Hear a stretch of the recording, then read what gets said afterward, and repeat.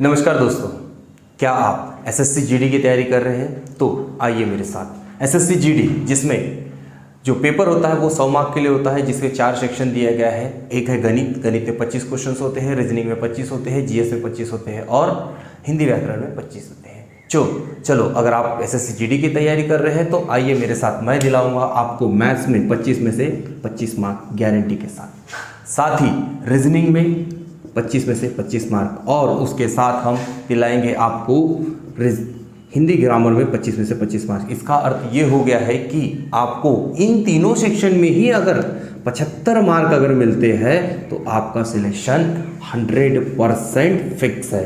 कैसे, ये जानने के लिए नीचे जो दिया गया नंबर है आप उस नंबर पर एक बार कॉल करें। आज हम देखेंगे एसएससी जीडी 2021 में साधारण बैच पर पूछा गया एक सिंपल सा क्वेश्चन। देखिए दोस्तों, इसको विदिन 30 सेकंड में हम कैसे सॉल्व कर सकते हैं। ठीक है, क्वेश्चन कुछ इस प्रकार है। साधारण बैच पर कोई धनराशि 4 वर्ष में 400 तथा 5 वर्ष में 420 होती है तो वह धनराशि क्या है। यानी पूछा गया क्या है कि 4 साल में 400 हो रही, 5 साल में 420 हो रही है, तो वह राशि कौन सी है। देखिए दोस्तों, सबसे पहली बात कि इसमें सबसे पहली बात कि 4 साल में 400 हो रही है, इसका अर्थ ये है कि ये जो है ये मिश्र धन है, और 5 साल में जो 420 हो रही है ये भी मिश्र धन है। अर्थात इसमें ना राशि का पता है ना रेट ऑफ इंटरेस्ट यानी किस ब्याज दर पर दिया गया है। सिर्फ एक पूछा हुआ है कि कालावधि 4 वर्ष और 5 वर्ष दिया हुआ है और साथ ही उसका मिश्र धन दिया हुआ है। तो देखिए हम इसको 30 सेकंड में कैसे काउंट करते हैं। तो सिंपल सी बात है, 4 साल में ये कितनी हो रही है 400, और 5 साल में कितनी हो रही है 420। अर्थात क्या हो रहा है कि 20 रुपए जो है वो हमें